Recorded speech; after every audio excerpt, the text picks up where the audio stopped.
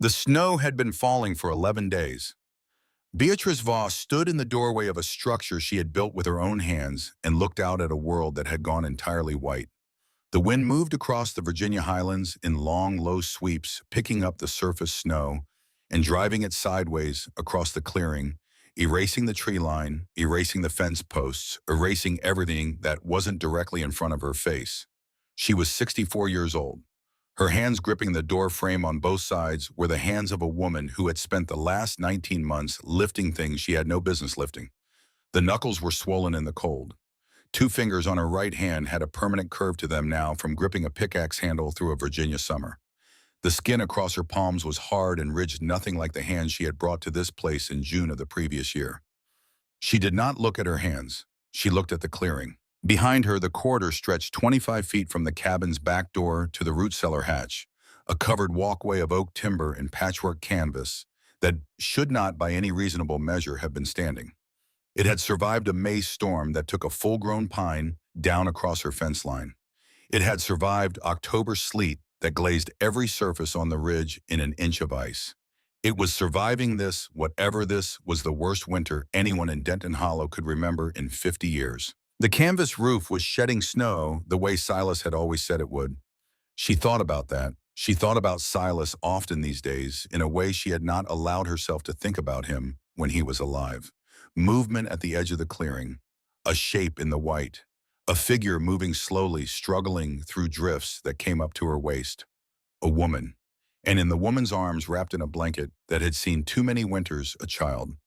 The woman stopped at the edge of the clearing and looked at the cabin with the particular expression of someone who has traveled a long way and is no longer sure they have the right to ask for what they came to ask for. She said two words. Bee could not hear them over the wind, but she could read them. Please. Just that. Please. Beatrice Voss stepped back from the doorway and held the door open, and the woman came forward through the snow, and that was the beginning of something that would not end for another 3 weeks. But to understand what Bay had built and why it mattered and what it cost her to build it, you had to go back 19 months. You had to go back to a Tuesday morning in June of 1907 in a courtroom in Alderton, Virginia, and the sound of grown people laughing at a dead man's last wishes. The laughter started before Judge Harlan Pruitt had finished reading.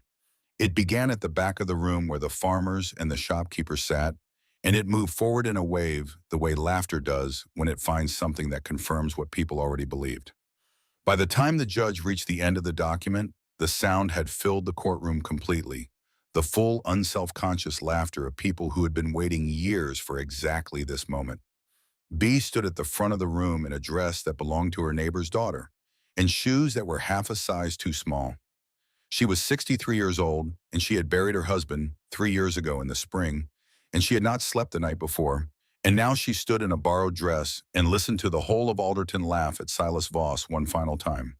Judge Pruitt sat behind the bench with his wire-rimmed spectacles and his expression of careful neutrality, which was the expression of a man who found something funny, but understood that his position required him not to show it entirely. He waited for the noise to settle. When it didn't, he cleared his throat twice and tapped the bench with one finger. The laughter reduced to something more manageable. The judge looked at Bee over his spectacles. The land, he said, consisted of 15 acres in the Denton Hollow Ridge area, described in the deed as rocky highland terrain, together with a cabin structure and a root cellar excavation. All of it conveyed in full to Beatrice Ann Voss, widow. He paused. Was there anyone present who wished to contest the disposition? Nobody spoke. What they did instead was look at her, the farmers and the shopkeepers, and the 3 men from the county assessor's office who had ridden out to Denton Hollow the previous autumn and come back shaking their heads. They looked at her the way people look at something they find equal parts pitiful and entertaining. A 63-year-old woman with no money and no plan, inheriting 15 acres of limestone and a cabin that the county assessor had described in his report as deteriorated beyond reasonable habitation. Silas Voss had bought that land in 1874. He had spent 33 years on it alone, much of the time working on something nobody in the valley had ever fully understood. They called him the Hollow Man. They called him the Ridge Dreamer. They said the isolation had gotten into his head and turned him peculiar. When he died in the spring of 1904, alone in that leaning cabin on the ridge, People nodded and said it was no surprise. The Voss man had always been more interested in the land than in the world, and the land had finally taken him. Now the land belonged to Bee. She stood in her borrowed dress and let the looks wash over her and did not give anyone the satisfaction of seeing what was behind her eyes. What was behind her eyes she would not have been able to explain.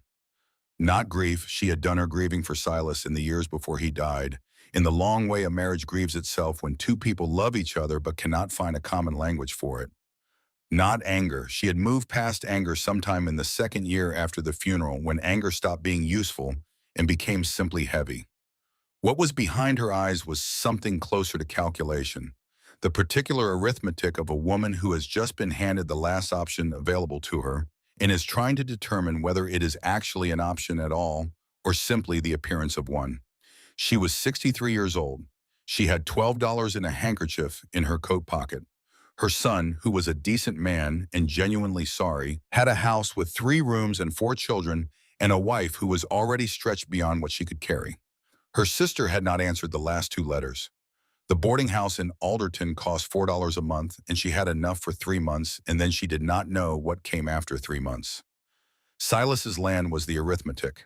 That was all it was. Not hope, not courage, just the last column of a calculation that had run out of other numbers. Jonas Pitchford drove her out in his supply wagon on a Wednesday because he was going that direction anyway, and Willa Finch had paid him 60 cents to take her. He did not speak the entire journey, which suited Bee entirely. She sat among the flour sacks with her one proper suitcase and the box of Silas's old books that smelled like pipe tobacco and the particular mustiness of paper that has been kept in a damp place for years, and she watched the road deteriorate. It narrowed first until the branches scraped both sides of the wagon. Then the ruts deepened until she had to grip the sideboard to keep from being thrown. The air changed as they climbed colder and damper, heavy with pine and the wet smell of earth that never quite dried out at this elevation. A hawk screamed somewhere in the canopy above, and the sound of it bounced off the trees and came back changed. When Jonas pulled up at the edge of the clearing and pointed with his chin, Bee understood for the first time why the courtroom had found the inheritance funny. The cabin sat on a slight rise. From where she stood, she could count 4 places where the roof had failed completely. The boards collapsed inward, the gap open to whatever the sky chose to send through. The whole structure leaned east the way a person leans when they have been fighting the wind for a very long time and have finally accepted that the wind is going to win. Weeds grew waist-high around the foundation. The porch sagged at its center like a broken spine. One support post had rotted through at the base, and the overhang above it hung at an angle that made the whole front of the building look like a face with one side lower than the other. "That's it," she said, not a question. She already knew. Jonas clicked his tongue at the mules, waited until she had climbed down with her suitcase and her box of books, and drove away without a word. She stood in the clearing and watched the wagon disappear around the bend in the road. The sound of the wheels faded. The wind moved through the treetops. A branch fell somewhere in the woods to the east, a soft crashing sound that ended in silence. She was 63 years old, alone on a ridge in the Virginia Highlands, and the thing in front of her was all she had. She made herself walk toward it. The porch steps groaned under her weight. The door required lifting and pushing simultaneously. Inside was worse than the outside had suggested. The dirt floor held a layer of dead leaves and mouse droppings. A rough table sat in the center of the room with 2 dirty tin cups still on its surface, as if someone had simply walked away from a conversation and never come back. The fireplace held a single charred log and a cone of ash that had spread across the hearthstones. A tin of flour on the shelf had gone to mold. The bed in the corner was a narrow iron frame with a straw mattress that had been worked through by something a colony of mice or a family of squirrels, or simply time, and a calico quilt lay across it with the particular water stains of something that has been wet and dried many times without ever being properly washed. As she stood in the doorway taking stock of her inheritance, a drop of snowmelt from the roof above fell onto the quilt. Then another in a steady, quiet rhythm. She did not cry. She was too tired and too cold and too far past the point where crying would have been useful. She just stood there and did the arithmetic again, and the arithmetic came out the same. This was what she had. She spent the first hour moving dead leaves out the door with a piece of broken board. The second hour she spent on her knees scrubbing mouse droppings from the table with water she had hauled from a spring behind the cabin water so cold it took the feeling from her fingers in under a minute.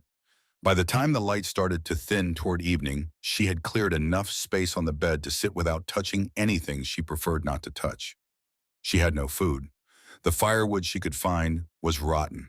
The spring water was clean but cold. And cold water on an empty stomach in an unheated cabin in early June in the Virginia Highlands was a particular kind of miserable. That was when Willa Finch knocked. She was a small, angular woman of perhaps 70, with a face that had been weathered into something that expressed disapproval as its default condition. She wore a dark dress and carried a basket, and she set the basket on the table without being invited and announced that it contained cornbread and a jar of preserves, and that this was Christian duty and not charity, and that there was a meaningful difference between the two.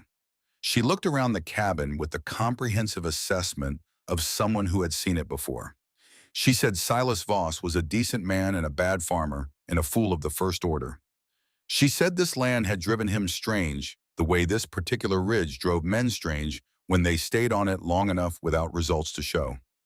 She said the cabin was worse than it looked from outside, and it looked bad enough from outside, and a woman of Bee's age had no business trying to winter here alone. Then she looked at Bee directly. The root cellar, Willa Finch said, hadn't been opened in 3 years. The door hinge had rusted through and the whole thing was half buried in mud. Whatever Silas had been building out there that covered walkway structure, he'd been talking about for 30 years. It existed only in his notebooks and in his head, which was more or less the same thing as not existing at all. She said, go back to Alderton. Find your son, find your sister, find whoever would take a woman in her situation, because her situation was not one that improved on its own. She picked up her empty basket, walked to the door and paused. They will find your bones in the spring, she said, and I will feel sorry for you, but I will not be surprised. She left. Bee sat on the edge of the cleared table and listened to the footsteps recede down the path. Then she opened the basket and found the cornbread and the jar of wild plum preserves, and she ate standing up at the table looking at the wall. She found the root cellar in the morning. She had slept badly the cold, working through the calico quilt and the thin straw mattress, and into her bones the way cold does when you are past 60 and the insulation of youth has gone. She was awake before the light was full. She dressed in everything she owned that would layer, and she went outside. The cellar entrance was where Willa Finch had said it was, at the base of the slope, behind the cabin, half buried in 3 years of leaf fall and mud and the general accumulation of neglect. The oak hatch door was almost horizontal, set into the hillside at a low angle, and the single remaining hinge had gone to rust so complete it had become something else, a geological formation rather than a mechanism. The hasp was fused shut. She spent an hour with a flat rock chipping at the rust, working the hasp back and forth until something gave, with a sound like an old wound reopening. She pulled the door up and back. The smell that came up was cold and deep and entirely without rot. Not the smell of something dead or abandoned, the smell of earth that had been undisturbed long enough to become purely itself. She found a lantern in the cabin and enough kerosene in a jug behind the door to fill it, and she lit it and carried it to the cellar entrance and descended. 23 steps cut directly into the hillside, each one a single flat stone pressed into the earth. She counted them without deciding, to the way you count things when you are paying very close attention to what you are about to encounter. At the bottom, the cellar opened. She had expected a low, cramped space, the kind of root cellar that was more tunnel than room, something you entered at a crouch and left as quickly as possible. What she found was different. The ceiling came to within 6 inches of the top of her head when she stood straight.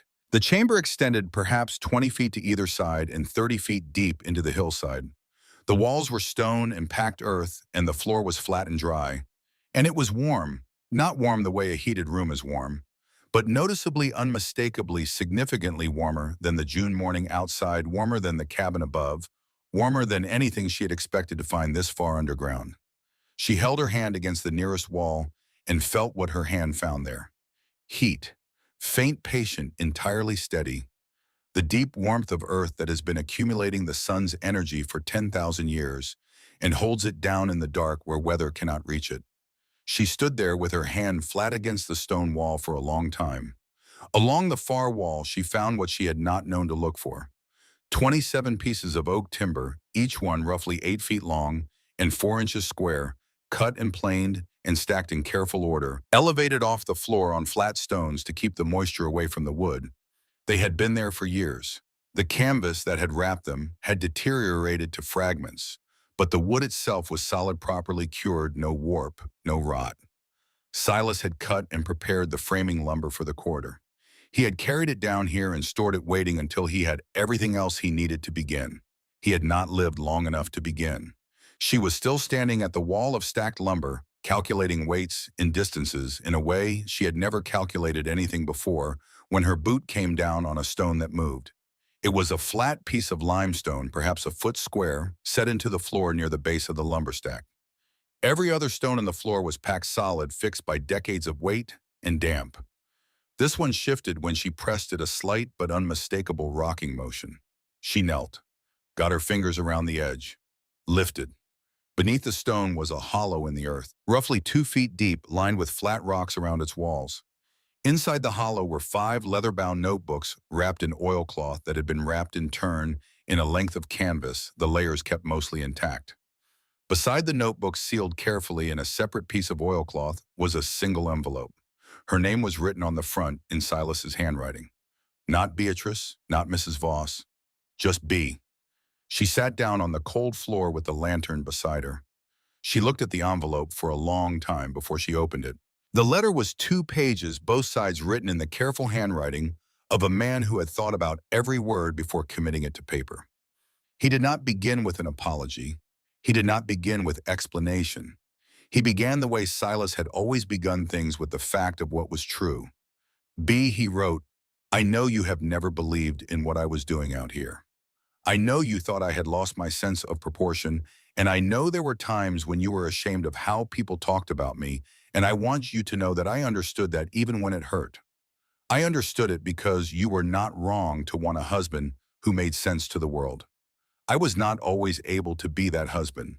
But I need to ask you one thing. Before you decide to sell this land, before you make any arrangement you cannot undo, I am asking you to read the first notebook. Not all 5, just the first one. Read it from the beginning to the end, and then make whatever decision seems right to you. That is all I am asking, one notebook. After that, you owe me nothing.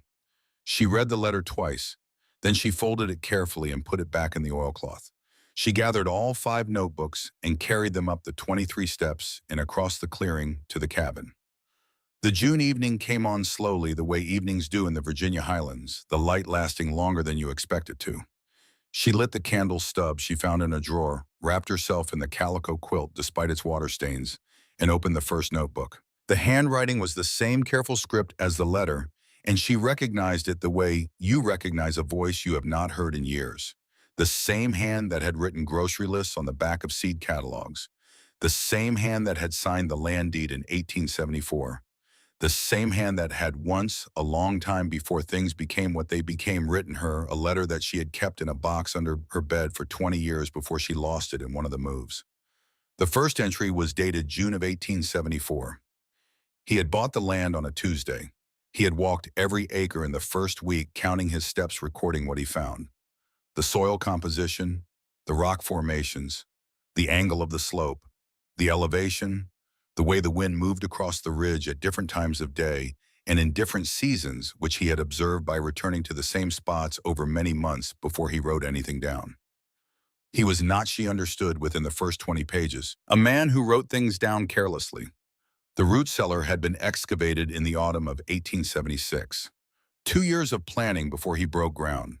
He had chosen the site based on calculations about the water table and the composition of the hillside and the angle that would maximize thermal stability while minimizing the risk of collapse. He had drilled a small hole in the cellar door and hung a thermometer inside, and for the next 3 years, he had recorded the temperature every single day. June 45 degrees, August 45 degrees, November 45 degrees, February 45 degrees. The notation that he underlined 6 times with a straight edge was this: the earth does not know how to give up its heat. It simply holds year after year, patient as anything in nature has ever been. We do not need to heat the cellar. We need only to reach it. She read until the candle burned down to its last inch. She found another in the drawer and lit that one from the first. She read until the second candle guttered.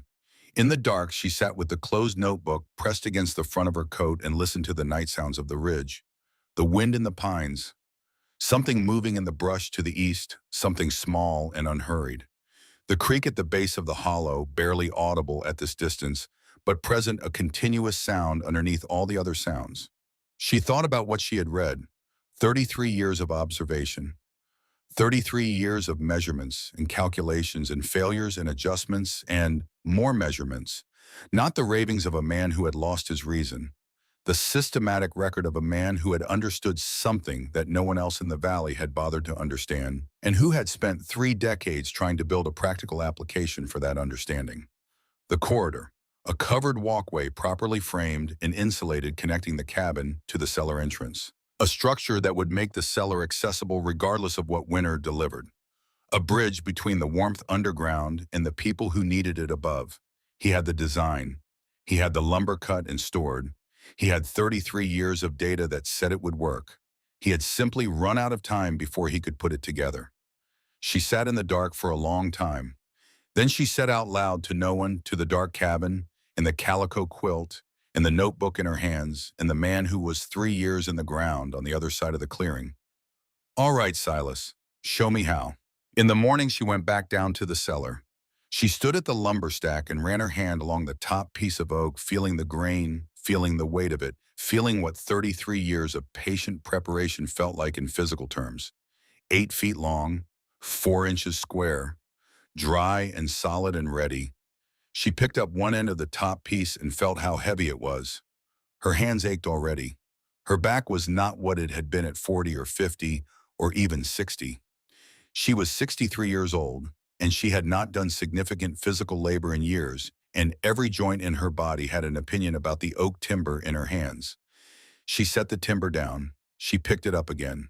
She carried it up the 23 steps and out into the morning light and set it down beside the cabin's back door, exactly where the first post would need to be, according to the diagram she had memorized from the second page of Silas's first notebook. Then she went back down for the second piece. It took her most of the morning to move all 27 pieces of lumber from the cellar to the building site behind the cabin. By the time she was done, her shoulders were burning in a way that said something specific about what tomorrow morning was going to feel like. Her hands had blisters on both palms from the friction of rough wood against soft skin. She stood in the morning light with her hands at her sides and looked at the lumber arranged on the ground exactly where Silas's plan said it needed to be, and she thought about what came next.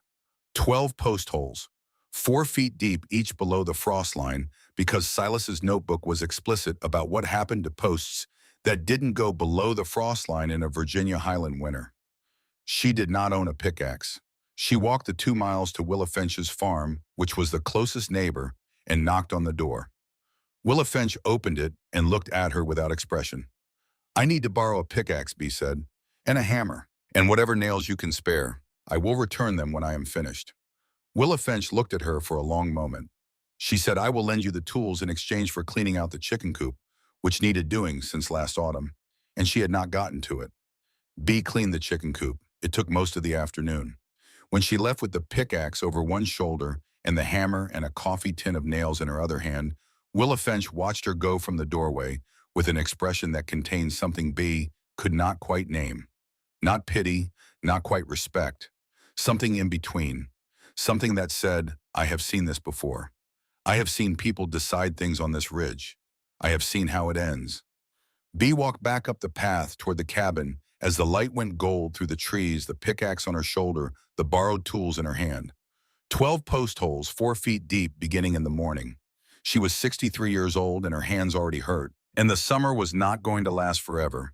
And she had exactly one notebook's worth of understanding and one dead man's 33 years of preparation and nothing else. It was, she had decided somewhere on the walk back enough to begin. The first post hole took most of a day. Bee was on her knees in the dirt behind the cabin.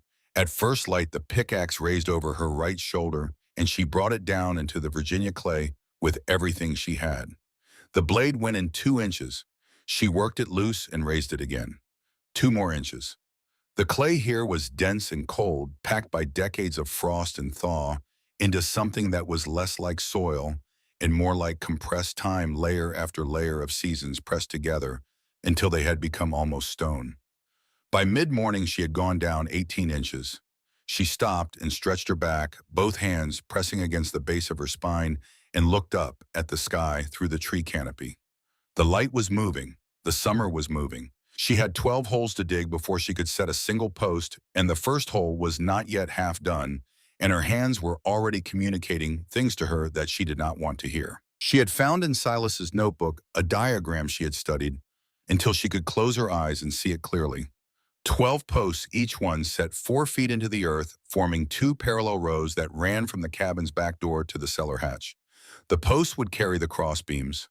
The cross beams would carry the roof framing would carry the canvas, and the canvas, treated with linseed oil and tied down at the base of each post, would carry the weight of whatever winter chose to put on top of it. 4 feet down, the notebook said, Silas had underlined it twice, below the frost line. If the post heaved, the roof follows. She went back to digging.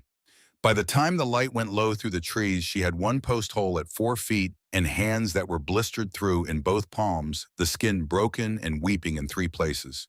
She wrapped them in strips torn from the hem of her oldest petticoat, the one that was beyond mending, and she went inside and made a meal from the last of the cornbread and a handful of dried beans she had soaked overnight, and she sat at the rough table in the failing light and opened the second notebook. Silas had failed at this exact stage 20 years before.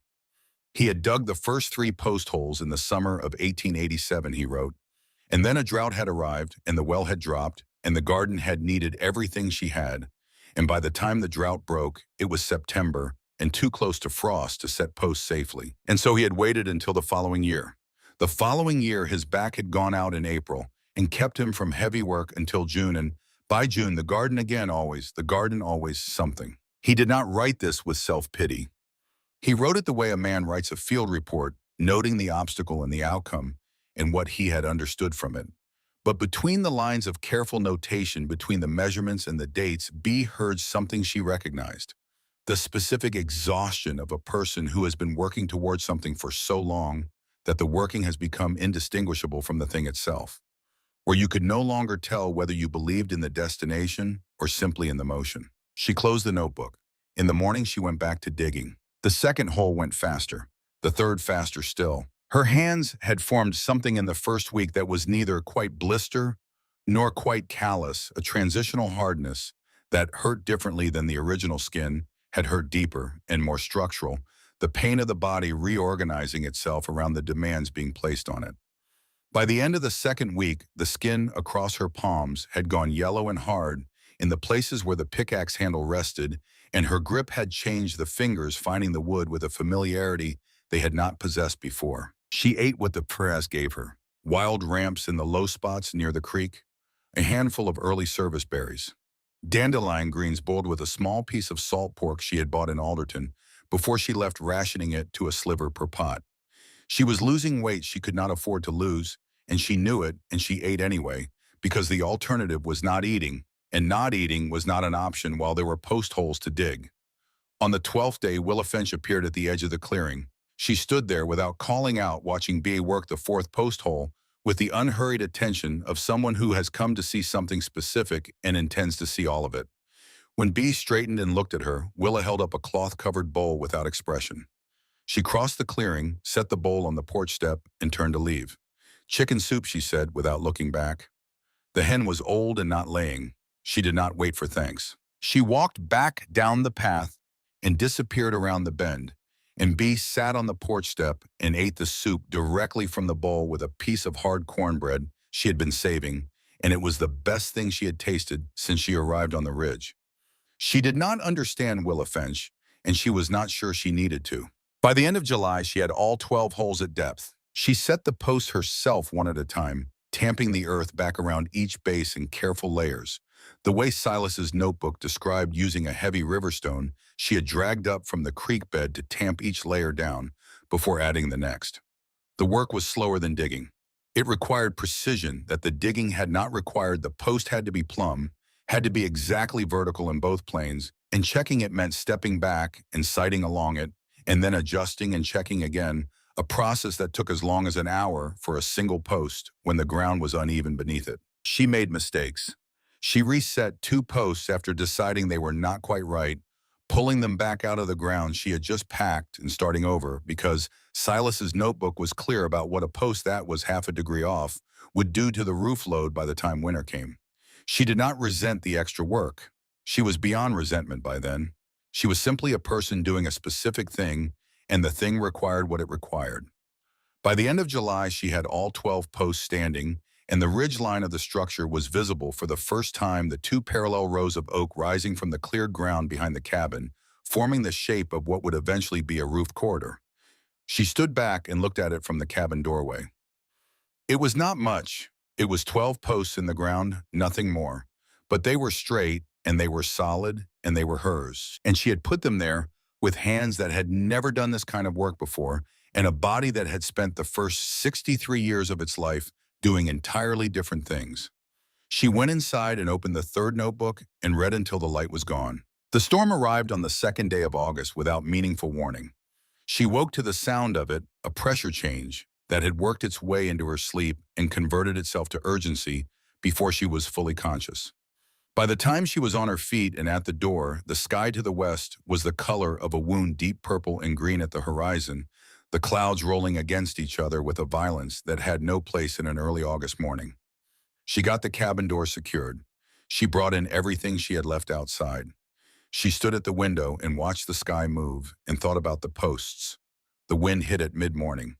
Not the steady wind she had learned to live with on the ridge, the constant southwest flow that bent the grass and moved through the pines with a sound like breathing. This was different, directional, and sudden, coming from the northwest in hard gusts that hit the ridge like something thrown rather than something flowing. The pines bent at angles they were not built for. Dead branches came down across the clearing. Through the cabin's one intact window, she watched the posts. 11 of them held without visible movement, the earth around their bases packed tight enough that the wind found nothing to work with. The fourth post from the cabin, the one she had been most satisfied with because it had gone in perfectly plumb, on the first try began to move in the second hour of the storm. It was not a large movement. Not at first.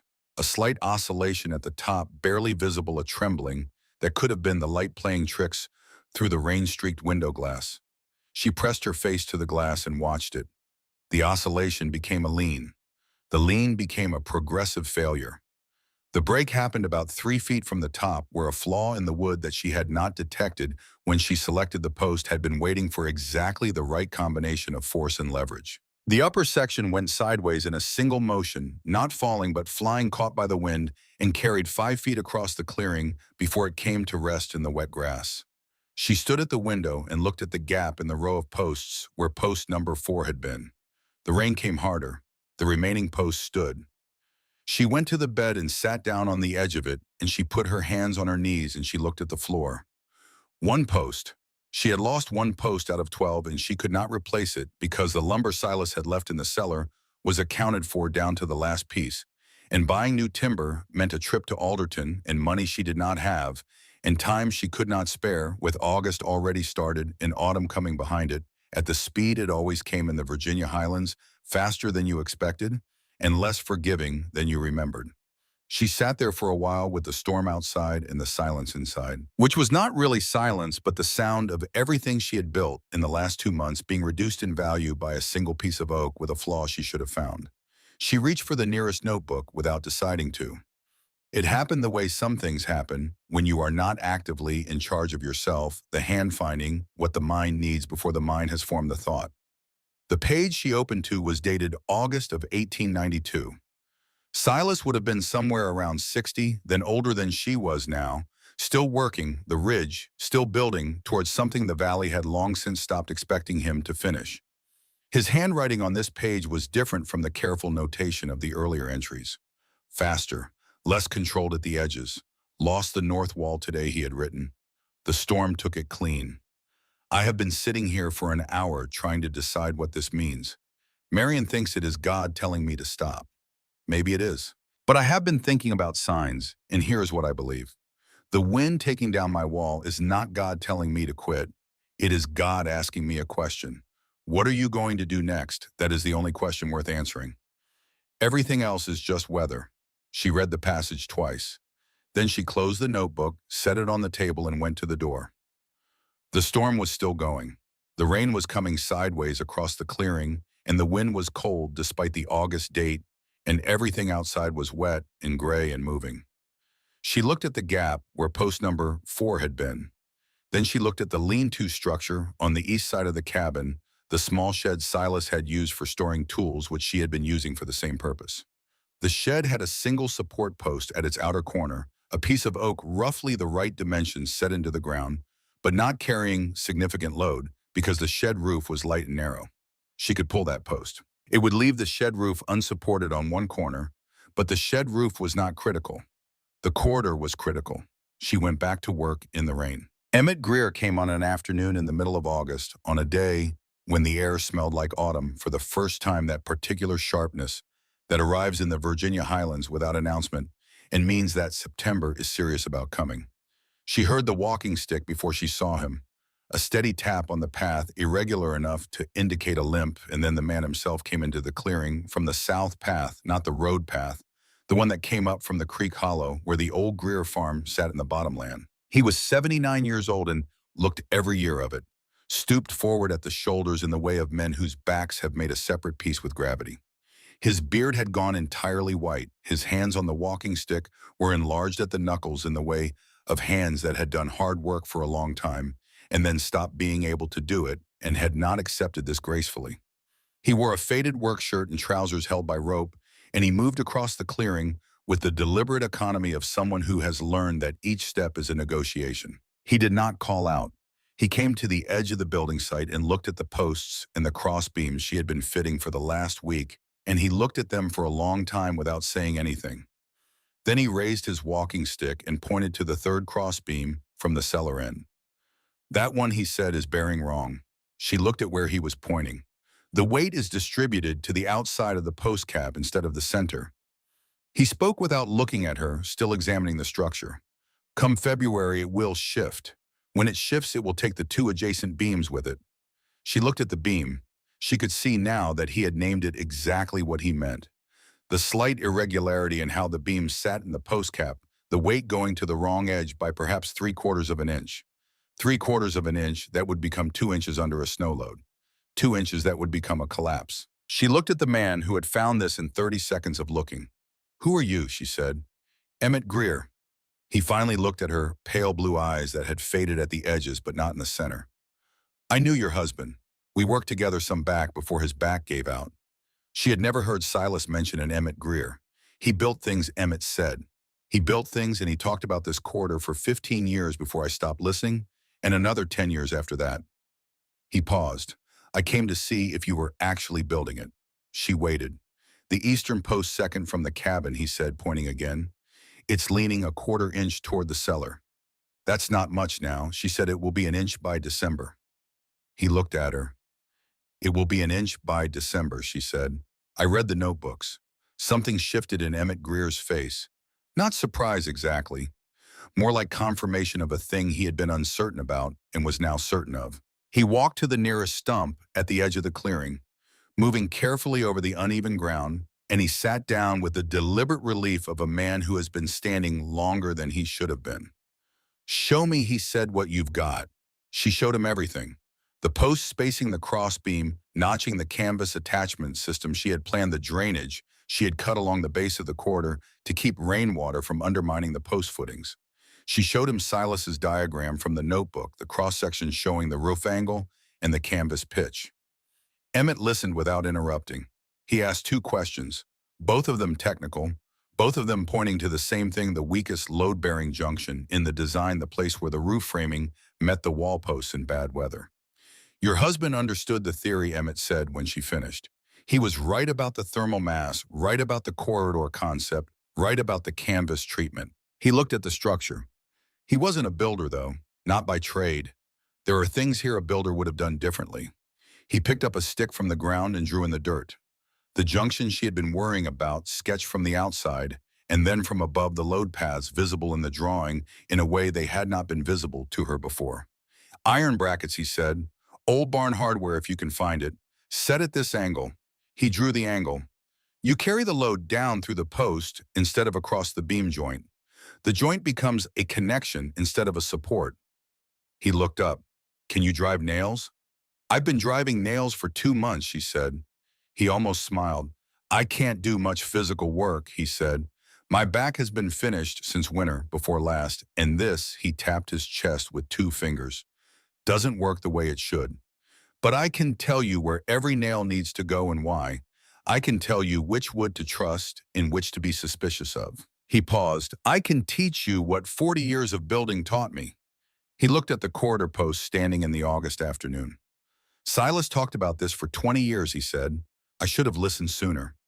He stayed for dinner that evening. She had little enough to offer, boiled greens and a few of the small, knobby potatoes that had appeared beside the cellar door in June, the descendants of something Silas had planted years before still producing in the disturbed earth.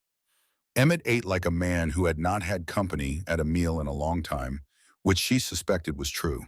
He talked about Silas, not the Silas who had been called the Hollow Man in The Ridge Dreamer, the Silas who had appeared at Emmett's door in the middle of January in 1895, when the snow was hip-deep in the hollow, and Emmett's wife had been dead for 6 months, and Emmett had been sitting in the dark letting the fire go out. He brought soup, Emmett said.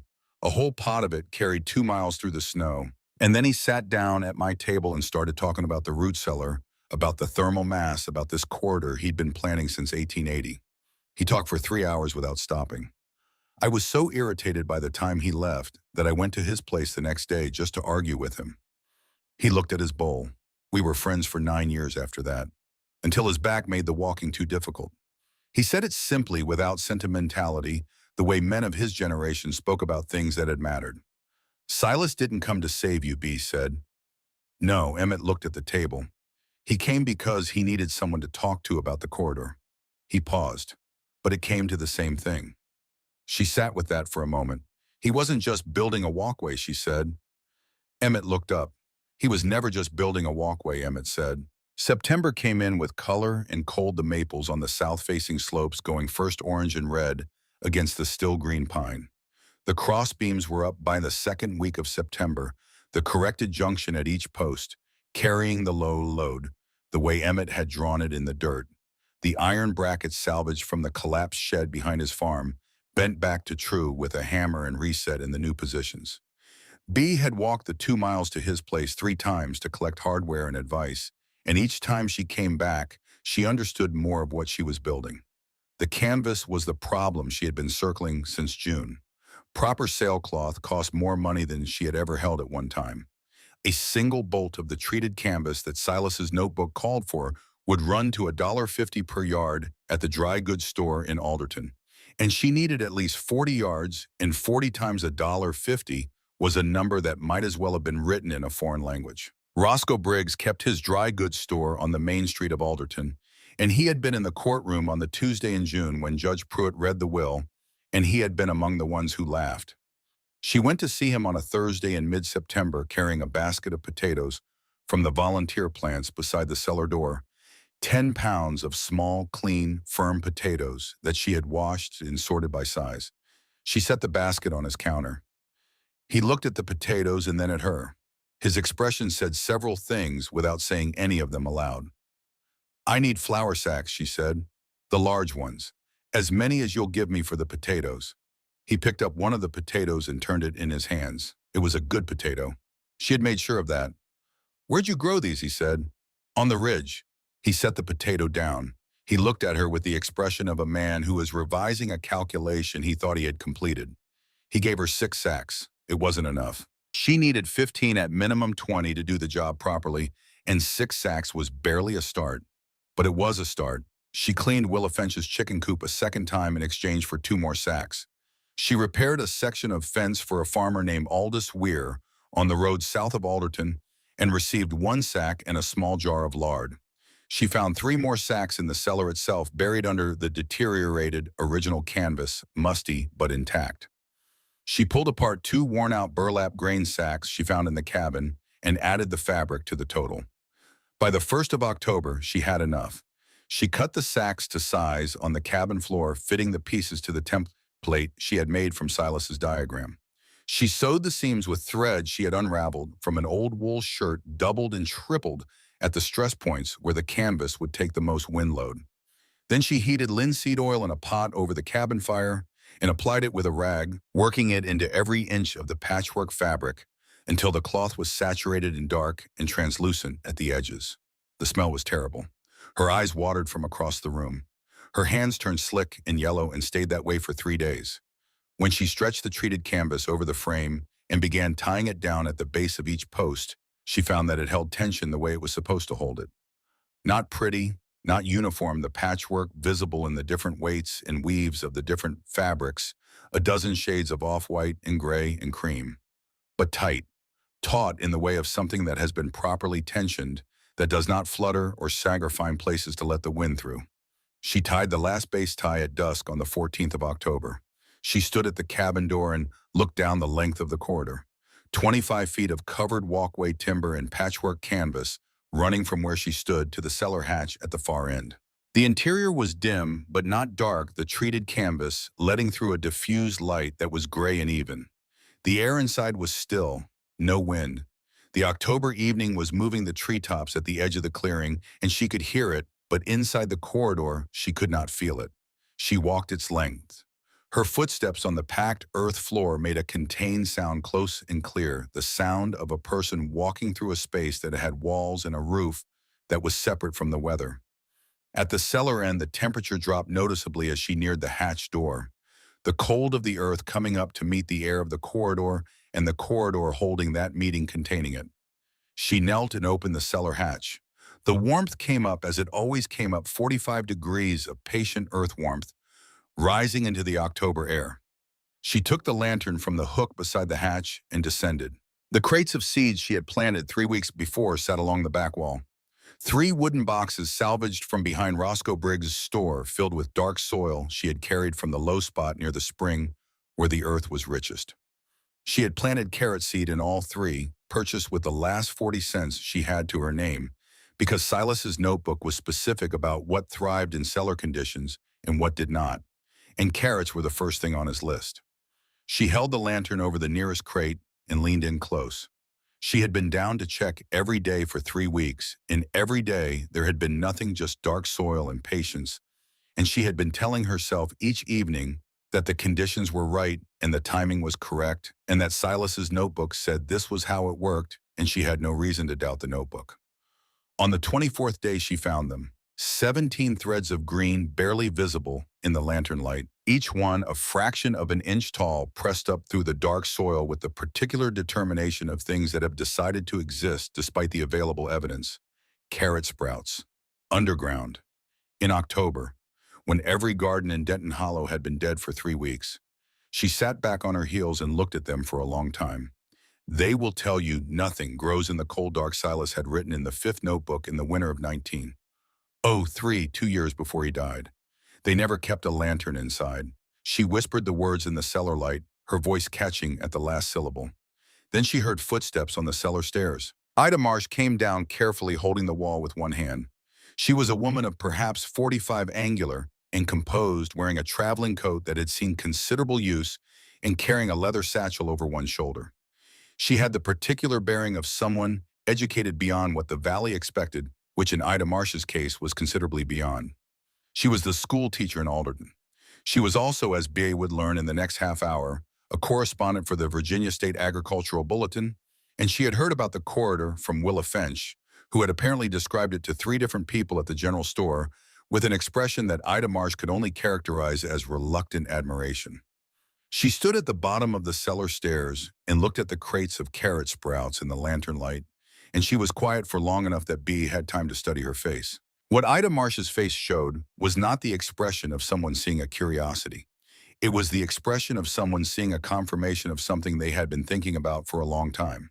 She asked precise questions: the depth of the cellar, the composition of the walls, the temperature gradient between the corridor and the cellar interior, how B had treated the canvas, the angle of the corridor roof and why that angle specifically. B answered everything. At the end, Ida Marsh opened her leather satchel and took out a small notebook, and she looked at B over the top of it. Are you aware, she said, that what you have built here is a practical demonstration of principles that agricultural researchers at the university have been arguing about in theory for 20 years? Obey said. She paused. I knew it worked. Silas's data said it would work. Ida Marsh wrote something. Then she looked up. I would like to write about this for the bulletin, she said, with your permission. I think people in every county in the state should know what has been done on this ridge. B thought about the courtroom in June and the judge's wire-rimmed spectacles and the sound of grown people finding something to laugh at. She thought about a man who had spent 33 years working towards something in a valley that had never believed in him. One condition, she said. Ida Marsh waited. Silas Voss's name, Bewey said. It goes before mine. First in the article and larger if there's a choice about the size of the type. 33 years of his work is what made this possible. I built it, but he understood it. There is a difference, and I want the difference to be clear. Ida Marsh looked at her for a moment. Then she wrote something in her notebook, unhurried and deliberate. That is exactly right, she said, and I will say so plainly. She stayed for an hour asking questions and writing, examining the corridor frame from the inside and the outside, pressing her hand against the canvas the way B had seen Emmett press his hand against the post joints, feeling for the thing beneath the surface. At the cellar hatch before she left, Ida Marsh paused. Your grandfather would be proud, she said. He was my husband, Bea said. Ida Marsh's expression changed slightly. I beg your pardon. Your husband, she said. He would be proud. Bea looked at the cellar hatch, at the warmth rising through the opening from 45 degrees of patient earth below. I hope so, she said. I genuinely hope so. She watched Ida Marsh walk down the corridor and out through the cabin's back door, and then she went back down to the cellar and sat on the floor beside the crates of carrot sprouts and stayed there until the lantern oil ran low, just sitting in the warm dark, listening to the silence of the earth around her. Outside, the October evening was moving through the trees. Inside the corridor, nothing moved at all. She had built what Silas had designed. The lumber he had cut and stored was in the roof framing above her head. The knowledge he had accumulated over 33 years was in the notebooks she had memorized. The warmth he had measured every day for 3 years was rising through the cellar floor and the cellar walls and into the air around her hands. What remained was the winter. The test that everything had been built toward the thing that Silas had known was coming and had been preparing for since 1874, the thing that Emmett Greer had said was the only thing that mattered. She had built the corridor. Now she had to find out if the corridor would hold. She went upstairs through the hatch, along the 25 feet of covered walkway through the cabin's back door, and she sat at the table and opened the 5th notebook to the place she had marked, and she read until the fire died to coals, and the Highland night pressed close against the cabin walls. November was coming. November was always coming. In the Virginia Highlands, with the particular certainty of seasons that do not negotiate and do not arrive late. She closed the notebook and went to sleep. The first sign came on the 18th of January. Bea had learned in 7 months on the ridge to read the sky the way Silas's notebooks had taught her to read everything else, not by looking at what was visible, but by looking at what the visible thing implied. The morning of the 18th was mild. 28 degrees, the air still a thin overcast that gave the light a flat quality without drama. The kind of January morning that presents itself as ordinary and asks you to believe it. She did not believe it. She stood outside the cabin door at first light and looked northwest, which was the direction that mattered in the Virginia Highlands. The horizon there had a quality she had seen described in the 4th notebook, a particular density to the overcast, not the thin gray of ordinary cloud cover, but something with depth and intention behind it, the sky thickening from the outside in. And around the moon, which had set but whose position she had marked at 3 in the morning when she woke. For no reason she could name, there had been a complete ring of diffused light ice crystals in the upper atmosphere, catching and bending the moonlight into a perfect circle. Silas had written about that ring in the winter of 1898.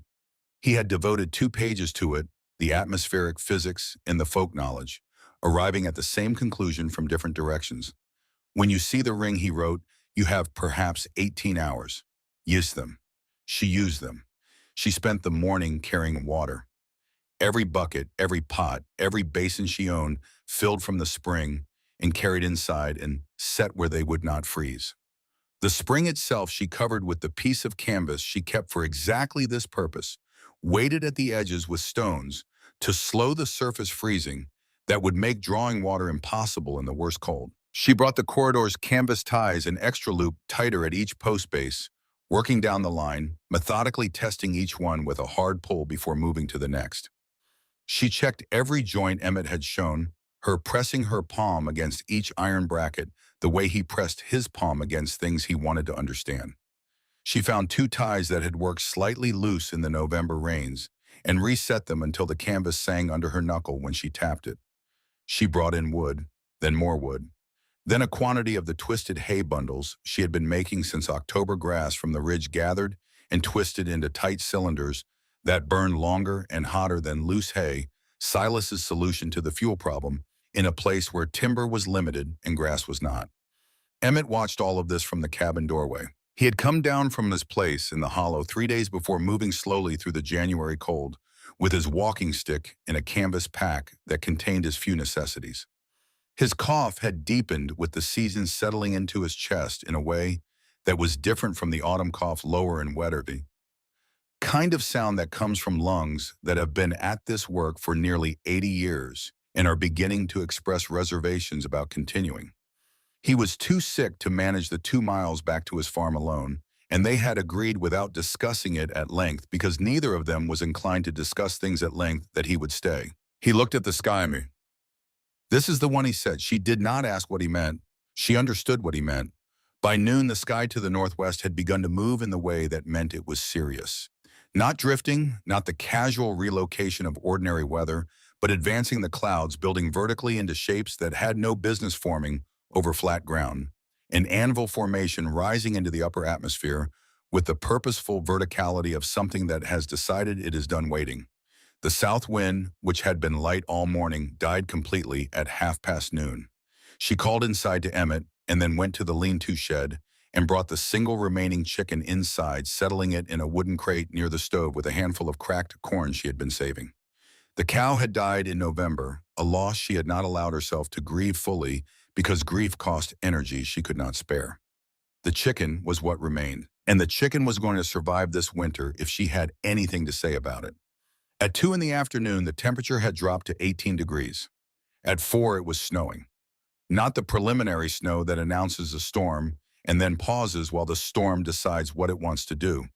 This was the storm itself arriving fully committed, the flakes driving at an angle that said the wind had chosen its direction and intended to keep it. By 6, she could not see the cellar hatch from the cabin window. She went through the corridor to check it. The canvas walls were moving slightly under the wind pressure, a contained trembling that was entirely different from the wild flexion she had feared the structure, absorbing the lateral force and distributing it through the timber frame, the way Emmett's iron brackets were designed to distribute it. The cellar hatch was clear. The roof above it was shedding snow at the angle Silas had calculated the steep pitch, refusing to accumulate any load worth worrying about. She went back through the corridor to the cabin and dropped the latch bar. She built up the fire. She checked the thermometer on the kitchen shelf. 49 degrees. She wrote it in the notebook she had been keeping since November the 6th. Notebook, the one that was hers. Outside, temperature estimated 18. Inside, 49. Fire moderate. Emmett was in the chair by the stove. He looked at what she wrote and nodded once, and neither of them said anything because the numbers said what needed saying. The blizzard arrived before midnight. She knew it had arrived because the sound changed. What had been a hard storm became something that had no useful comparison to the storm she had known before this winter. The wind doubled, then doubled again, and the sound it made against the cabin walls and the corridor canvas was no longer a howl, which implied rhythm and variation, but a sustained note, continuous and enormous, the sound of a thing so large it did not need to modulate itself. She sat beside the stove with the notebook and wrote numbers at the top of every hour. 11 at night, 47 degrees inside. The fire had burned down to a moderate coal bed, and she added 3 twisted hay bundles and watched the temperature recover to 49 within 30 minutes. She cracked the door to read the exterior thermometer, pressing her body against the gap to limit what got through, and the wind hit her face like a physical object. Not the pressure of moving air, but something more solid, ice crystals in such density that they functioned as a surface. She read the number in the 2 seconds she could hold her face in the gap. 14 below zero. She pulled the door closed and latched it and stood for a moment with her back against the wood while the temperature in the room dropped 4 degrees from the 2 seconds of open door and then slowly over the next 20 minutes recovered. She wrote the number. Then she sat down and thought about the Peterson family. She knew the Petersons the way you know people in a small valley by sight and occasion and the things that other people said about them. John Peterson had a claim shanty 3 miles east. Single wall construction, a family of 5, a man who had been planning to build something better for 4 years and had not yet built it. She had seen Edna Peterson at the store in Alderton in November, a brief exchange, the kind that carries the weight of everything neither party says. She did not know what was happening in the Peterson shanty right now.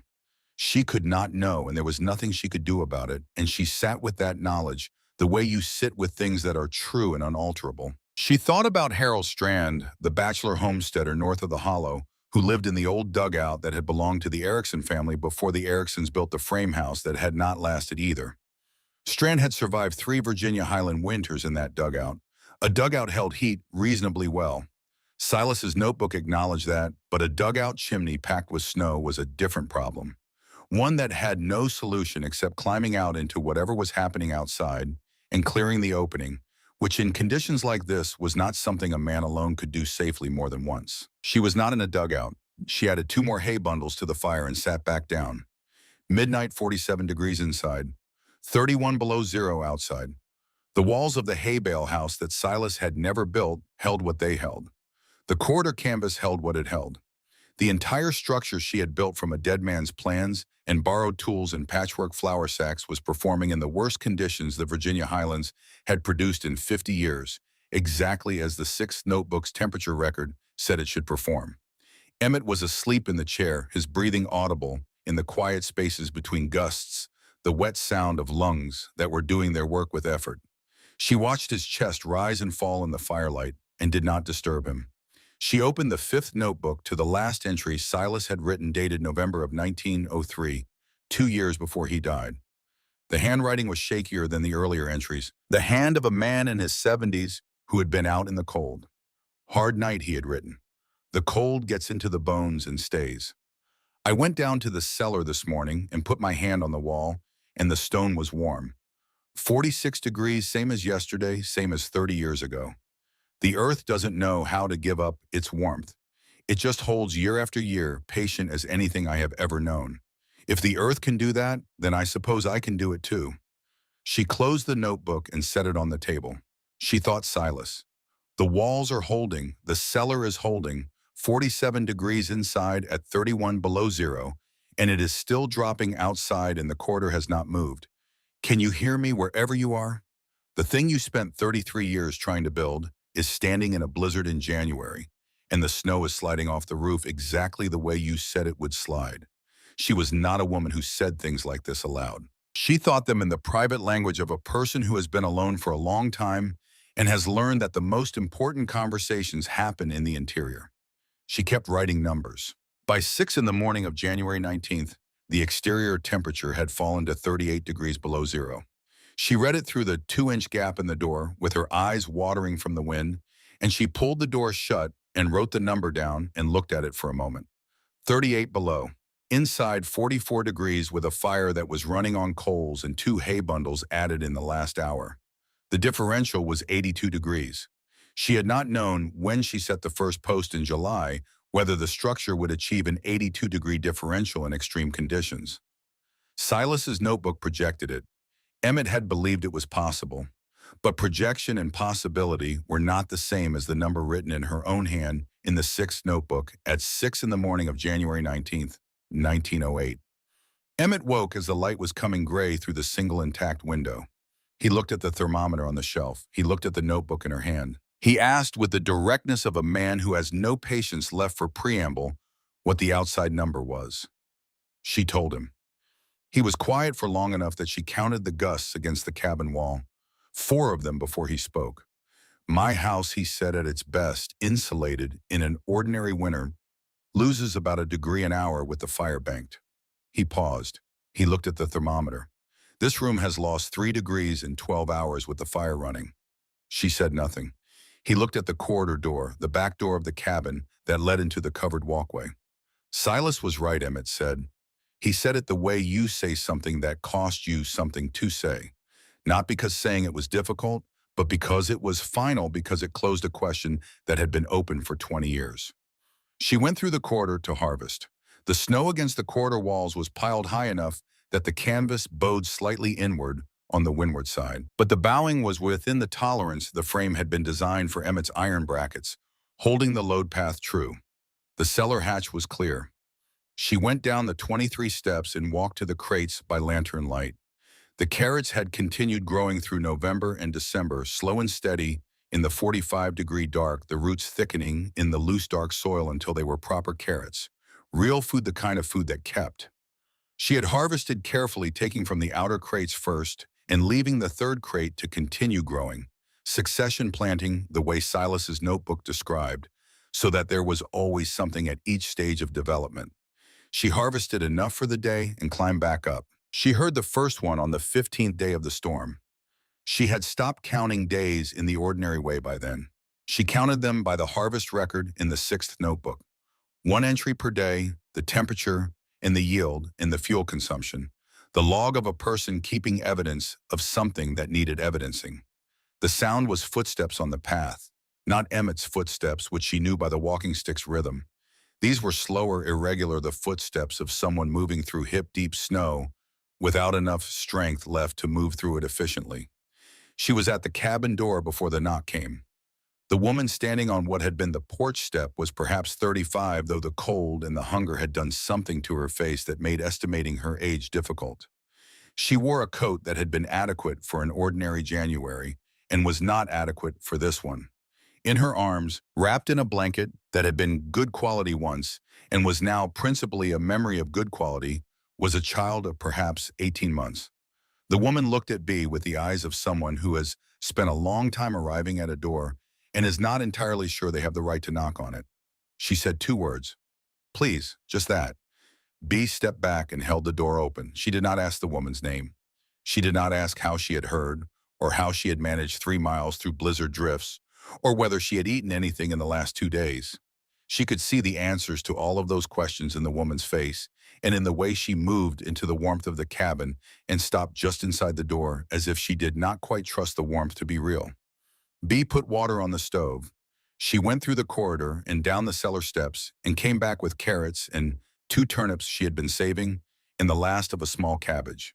She made soup in the largest pot she had, and while it heated, she cut bread from the loaf she had baked 3 days ago, and she put the bread and a jar of the preserves Willa Finch had brought in October on the table, and she said, "Sit down and eat." The woman sat. She ate with shaking hands, not hurrying, despite what her body must have wanted, the particular careful eating of someone who has been hungry long enough to know that eating too fast has its own consequences. The child accepted a piece of soft bread and held it with both hands and looked at the fire. Emmett watched from his chair. He did not speak. He watched the way he watched everything with the comprehensive attention of a man who is making a record of what he sees. When the woman had eaten, Bea packed a basket. Carrots, turnips, 2 loaves of bread, a jar of preserves. She wrapped it in the cleanest cloth she had and handed it across the table. The woman looked at the basket and then at Bea. "We heard you had food," the woman said. "Down in Alderton, they're saying that Voss woman on the ridge has food coming up out of the ground." Bea said, "Who told them?" "Roscoe Briggs," the woman said. "He was the first one to say it out loud. Said he'd seen it himself in October and hadn't believed it, but he'd seen it." She thought about Roscoe Briggs, who had given her 6 flour sacks for a basket of potatoes and laughed about milking a wolf. Roscoe Briggs, whose conversion had been economic and not moral, and who had apparently been telling people about the corridor whether he believed in it or not. She walked the woman to the edge of the clearing where the path south began, the snow packed hard enough that there from the wind to walk on rather than through. The woman turned once and said something that the wind carried away before it reached her. Then she turned again and went. Bea went back inside and made more soup. They came every day after that. Some came from the hollow directly below. Some came from the road families, the people whose claims sat along the valley floor, where the cold settled and stayed. Some came from Alderton itself, 7 miles east, which she would not have thought possible in these conditions. until she saw them arriving one and two at a time, moving through the drifts with the determination of people who had no remaining alternative to determination. She fed everyone. She did not count them as they came. She counted them afterward in the sixth notebook, a single mark for each person, a double mark for each child. By the end of the second week of the storm, the marks filled half a page. Roscoe Briggs came on the 12th day alone without his wife, which told her something about the state of things in Alderton. He stood in the doorway of the cabin and looked at Emmett in the chair, and at the soup on the stove, and at the corridor door. And then he looked at Bea with an expression she had not seen on his face before. He did not say anything for a long moment. Then he said, "I'll be damned." She gave him soup and bread and a basket of vegetables for his wife. He sat at the table and ate and did not make any jokes about wolves or milking, and when he left, he paused at the door and said something she would remember for a long time. "Your husband," he said. "I thought he was a fool." His voice was flat and factual. "I said it to his face once back in about 1895. He looked at the corridor door. "I've been wrong about a fair number of things in my life. This is toward the top of the list." He went out into the snow. Willa Finch came on the 14th day. She arrived with her basket over her arm, the same basket she had carried to Bea's door in June, with the cornbread and preserves and her assessment that Bea would not survive to spring. She set the basket on the table. Inside were 6 eggs from her chickens, which had apparently survived the winter better than most livestock in the hollow. She sat at the table and accepted a bowl of soup and did not speak for a while. Then she said, "Your husband came to see me once back in about 1890, or thereabouts. Told me about the root cellar and the corridor and the whole plan. I told him it was foolishness and sent him home." She paused. "He came back the next year and told me again." She picked up her spoon. "He was a persistent man. He was B.S. said." Willa Finch ate her soup. Emmett watched from his chair and did not say anything, which was the right response, and he knew it. Dorothy Pruitt came on the 16th day.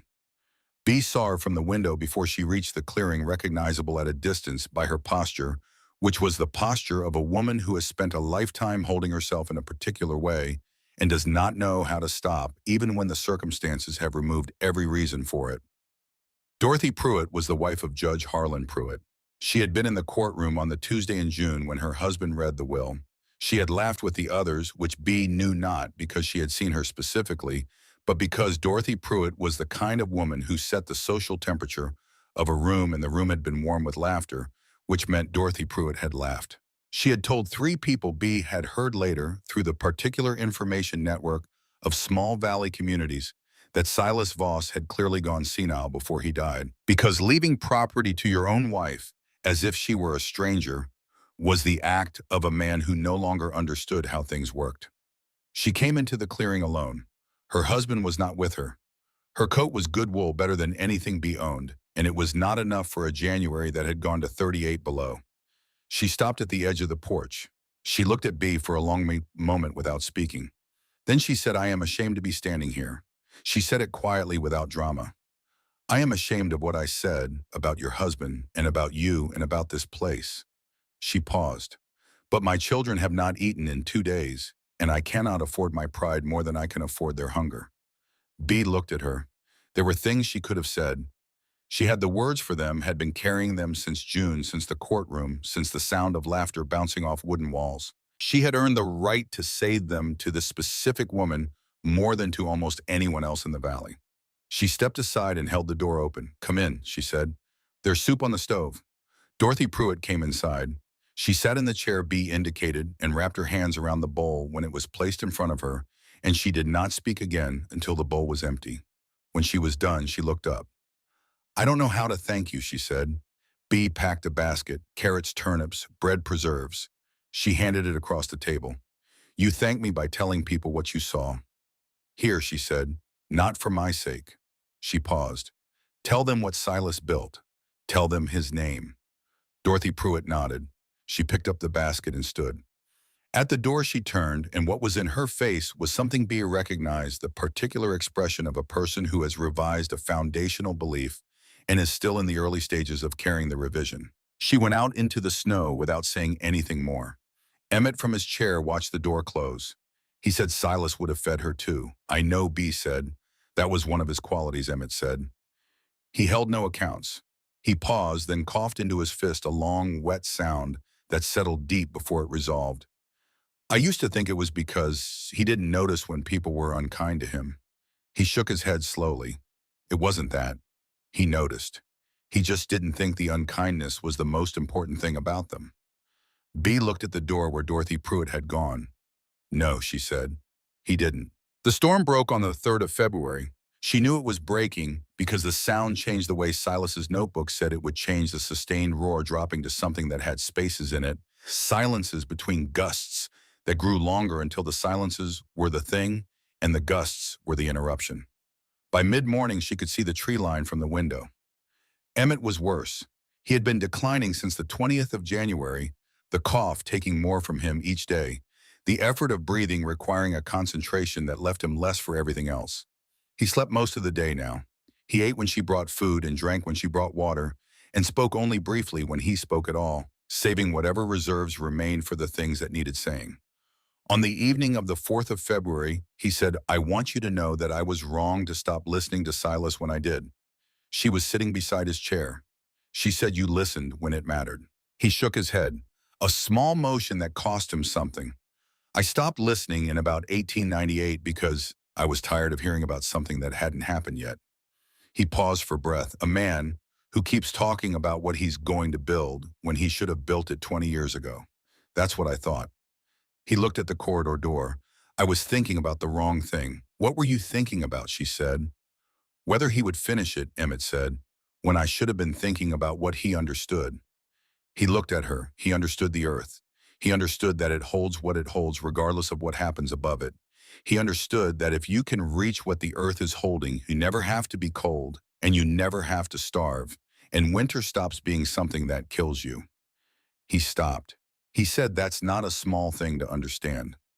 She found him in the morning of the 7th of February, in his chair beside the stove where he had been sleeping for the last 3 weeks. His hands were folded in his lap with the particular stillness of a body that has made its final arrangement. A bowl of carrot soup sat on the small table beside him, not quite empty, the last few spoonfuls grown cold in the night. His face was composed. The lines of effort that had deepened all winter were smoothed the way the landscape smooths after a long snow, everything reduced to its essential form. She sat with him for an hour before she went to tell anyone. She buried him on a rise behind the cabin in ground that had thawed enough to dig in the February sun. She carved the marker herself from a piece of oak left over from the quarter frame, the letters cut slowly and deliberately with a knife she sharpened 3 times in the process. Emmett Greer, she cut. And the years. And underneath the words that had come to her while she was digging. Builder of hope. She planted carrot seeds on the turned earth above him because he had eaten carrots from the cellar with the appetite of someone encountering a particular pleasure, and because the earth in that spot would hold its warmth through the spring, and because it seemed right that something should grow there. The tools he had brought stayed in the cabin. The knowledge he had given her stayed in everything she had built. Judge Harlan Pruitt came on the 10th of February. He came alone without his wife, without the authority of his bench, or his wool coat, or the wire-rimmed spectacles that had looked down at her over the top of a will in June. He came in a coat that had been fine once and had been through a hard winter, and he moved across the clearing with the careful steps of a man who knows he has come to do something difficult and has not allowed himself to turn back. He had an envelope in his hand. She saw it when he was still 20 feet away, a pale rectangle against the dark of his coat held in his right hand, with a care that suggested he had been holding it carefully for some time. She opened the door before he knocked. He stood on the porch step and looked at her and did not speak immediately, which she had not expected from him. He was a man who had always had his sentences prepared before he opened his mouth. But now he stood with his sentences apparently not prepared, or prepared and then abandoned. And what was left on his face was something simple and uncomfortable. "Mrs. Voss," he said. "Judge Pruitt," she said. He held out the envelope. She took it. The paper was old, the kind of age that comes from years in a drawer rather than years in the light. The envelope slightly yellowed and soft at the edges. Her name was written on the front. Not Beatrice, not Mrs. Voss, just B. In handwriting she would have known anywhere. She did not open it yet. She looked at Pruitt. He said Silas wrote that letter in the autumn of 1903. He brought it to my office personally and asked me to hold it and give it to you after he was gone. He looked at the clearing. I put it in the bottom drawer of my desk and I forgot about it. He paused. That's not entirely true. I forgot about it because I chose to forget about it because I thought the whole business was the last request of a man who had spent 30 years on a foolish project and was not in a position to make reasonable judgments about what should be done with his property. He stopped. She waited. I was wrong, he said. I have been wrong about your husband since approximately 1882, when I first heard him talk about the corridor at a town meeting and decided he had lost his sense of proportion. He looked at the corridor structure visible beyond the cabin's east corner, the canvas roof holding its position in the February light, the snow around its base, the only snow in the clearing that had been moved deliberately rather than blown there by accident. I was wrong and I kept being wrong, and I had 30 years of opportunity to reconsider, and I did not take any of them. He said this plainly without the hedging that characterizes a partial admission. He said it the way a man says something he has been preparing to say for a month. She looked at the envelope in her hand. She opened it. The letter was 3 pages, both sides of each, in Silas's careful handwriting.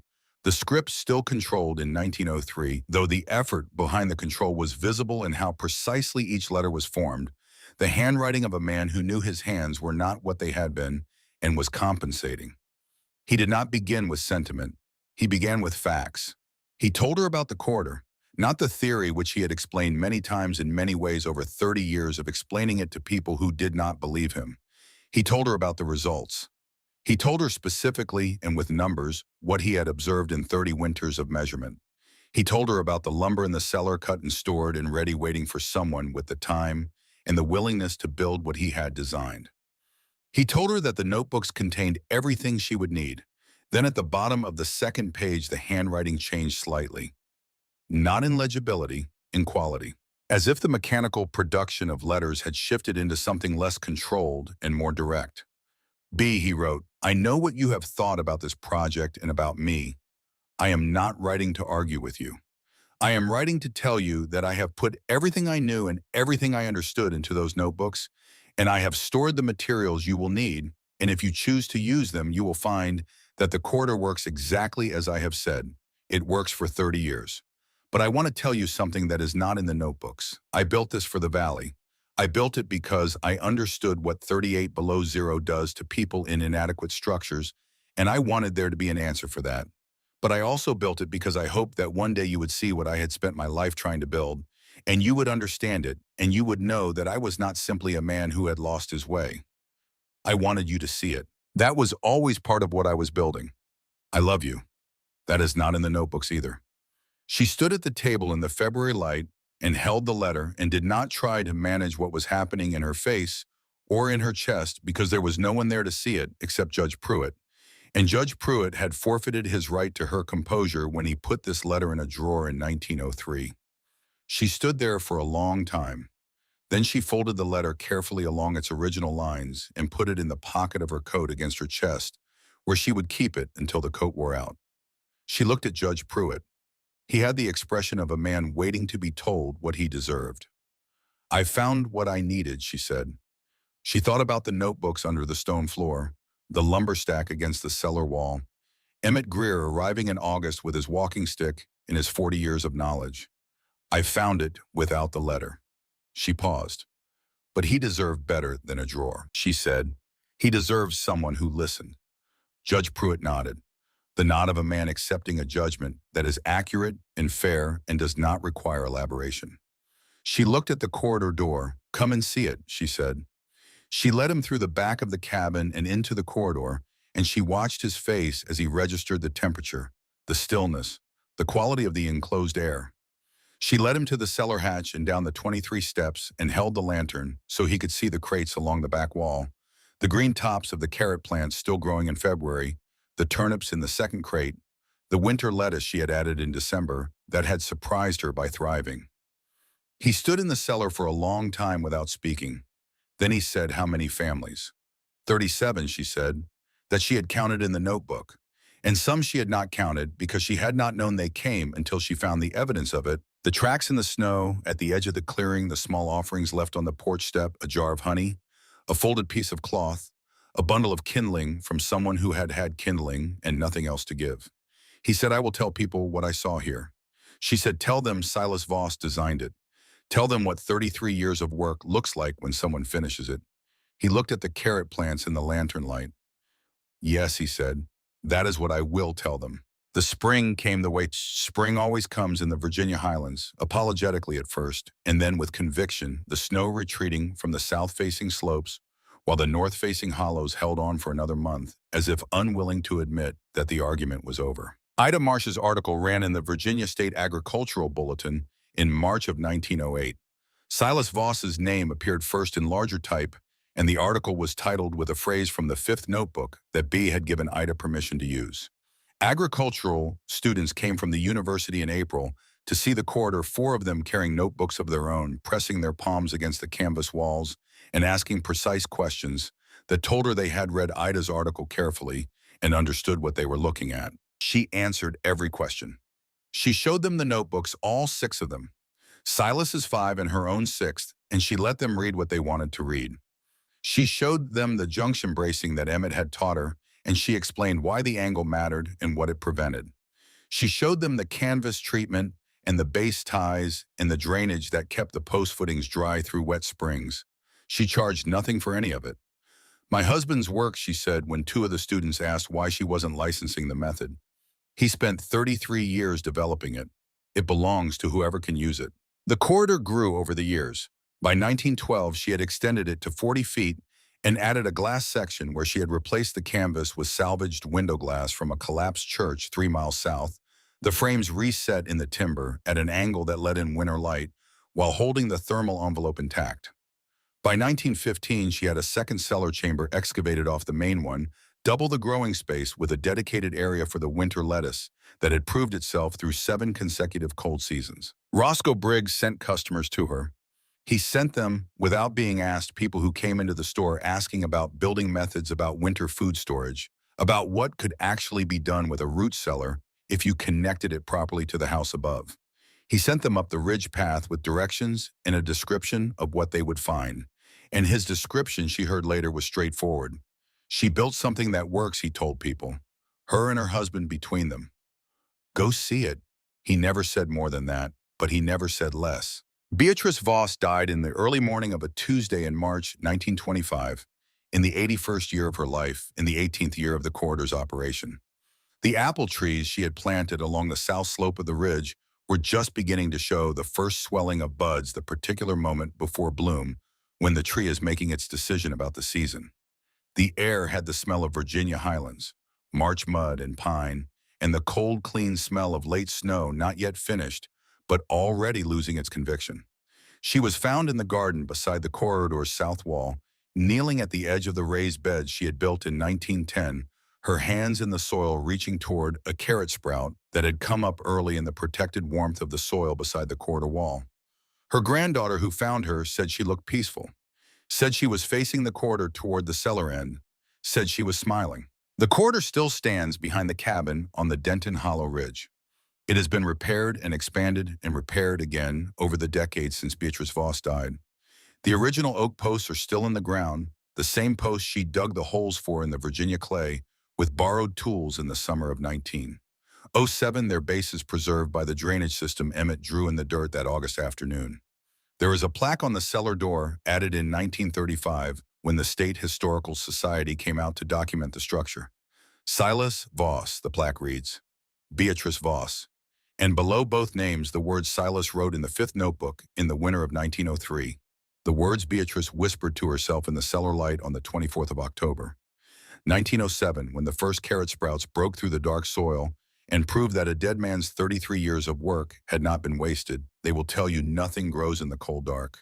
They never kept a lantern inside. School groups come sometimes to press their palms against the old walls, to stand in the corridor and feel what it feels like when the wind is outside and you are not to go down the 23 steps, and hold their hands against the stone and feel the patient warmth that has been there since before Silas Voss bought the land in 1874 and will be there long after the plaque has weathered to illegibility. They feel what Bee felt on the first morning she descended into that cellar in June of 1907 with a lantern and a dead man's letter, and no reason yet to believe that anything in the world was going to work out. The earth holds its warmth, patient and constant year after year through blizzard and drought and the long, ordinary passage of seasons. We need only build the corridor to reach it. Silas Voss understood that. His wife finished what he started, and what they built together, one with 33 years of notebooks and one with a borrowed pickaxe and hands that learned what they needed to learn, is still standing on a ridge in the Virginia Highlands, doing exactly what it was always meant to do, holding the warmth,